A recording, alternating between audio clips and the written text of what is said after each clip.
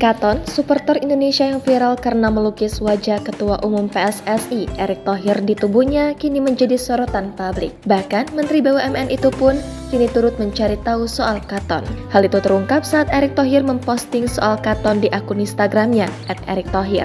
Postingan Erick Thohir tersebut lantas dibubuhi dengan caption, "Mohon info, ini bapaknya siapa? Terima kasih atas dukungan dan apresiasinya. Kita belum sempat kenalan dan berjumpa, tapi insya Allah semangatnya sampai sini. Salam untuk seluruh warga Jogja, Gih Mase," tulis Erick.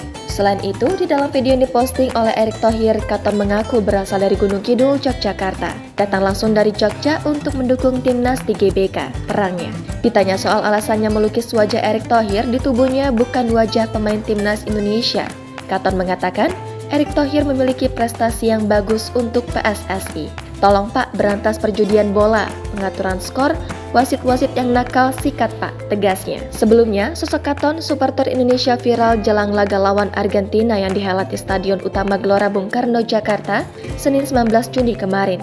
Pria asal Jogja tampil nyentrik dengan melukis seluruh bagian badannya demi mendukung timnas Indonesia. Bahkan, khusus di bagian depan tubuhnya, Katon menggambar sosok Ketua Umum PSSI, Erick Thohir dengan tulis, "Maju terus PSSI." Sementara area belakang atau punggung terlihat gambar bendera merah putih yang dipadu tulisan Indonesia juara. Sedangkan bagian kepala, Katon menuliskan tanggal pertandingan Indonesia versus Argentina, yakni 19/06/2023. Apa yang dilakukan Katon dikatakannya sebagai bentuk totalitas mendukung timnas Indonesia dan PSSI agar benar-benar bersih. Sementara itu, soal alasan gambar Erick Thohir di tubuhnya, Katon mengatakan bahwa ia sangat senang dengan PSSI era Erick Thohir.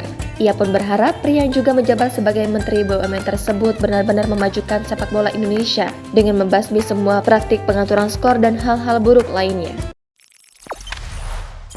Jangan lupa subscribe, share, komen, dan like ya!